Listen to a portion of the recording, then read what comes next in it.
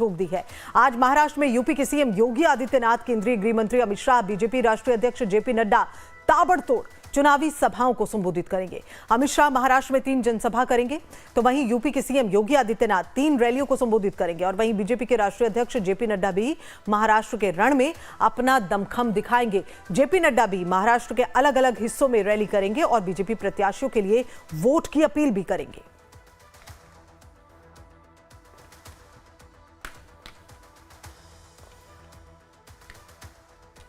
तो महाराष्ट्र के रण में बीजेपी के दिग्गज, महाराष्ट्र के रण में बीजेपी पूरी ताकत झोंक रही है। लगातार जनसभाएं, ताबड़तोड़ रैलियां बीजेपी की ओर से और चुनावी प्रचार जो हैं वो हो रहे हैं। बीजेपी के दिग्गज लगातार चुनाव प्रचार कर रहे हैं।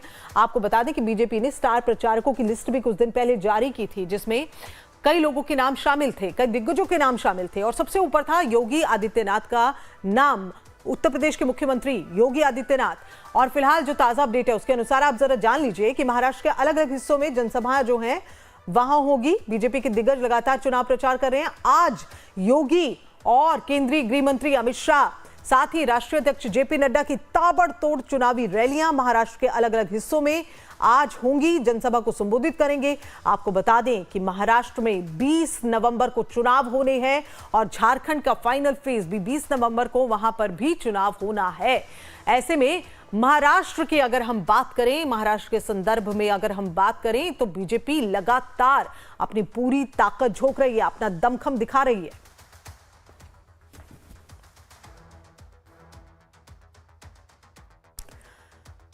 तो महाराष्ट्र में 20 नवंबर को चुनाव है। ऐसे में वोटर्स को साधने की हर कोशिश जो है वो हो रही है। हर राजनीतिक दल वोटर्स को साधने की कोशिश कर रहा है और इसी कड़ी में बीजेपी की अगर बात करें तो आज भी ताबड़तोड़ रैलियां हैं।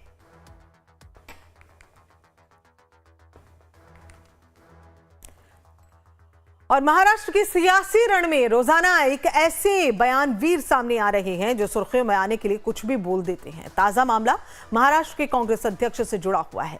उन्होंने एक रैली के दौरान बीजेपी पर ऐसी विवादित टिप्पणी कर दी कि पूरी बीजेपी नाना पटोले के खिलाफ हमलावर हो गई है। ये रिपोर्ट देखिए।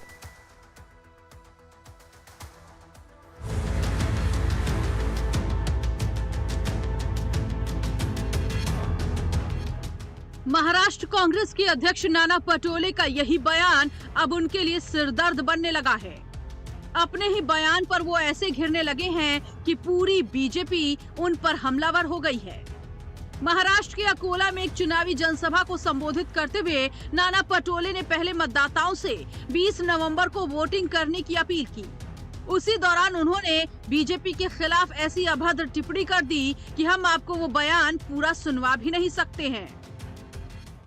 मैं पूछना चाहता हूं, क्या अकोला जिले के ओबीसी के लोग आप बीजेपी को वोट करोगे जो तुमको वोट दें? आप बीजेपी बनाने का समय आ गया है। बीजेपी को बनाने का समय आ गया है। नाना पटोले यही नहीं रुके।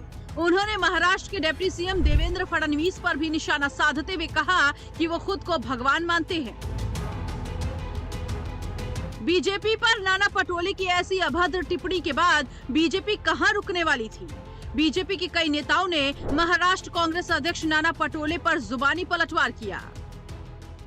बहुत बड़ा फ्रस्ट्रेशन है क्योंकि आज तक इस देश में उनका ही राज चलता था, उनकी सरकारें आती थी।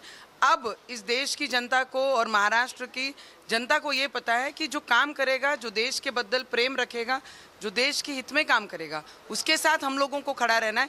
तो ये 100% ऐसे जो बयान नाना पटोले जी की तरफ से आए हैं तो वो फ्रस्ट्रेशन का ही एक सबसे बड़ा कारण है। जी बौखला गए हैं।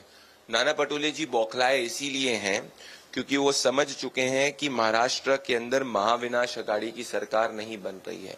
नाना पटोले जी इसीलिए बौखला चुके हैं क्योंकि नाना पटोले जी ये समझ चुके हैं कि महाराष्ट्र की जनता उनके धर्म के रूप में मुसलमानों को रिजर्वेशन देने के प्रपोजल को रिजेक्ट करने के लिए तैयार है।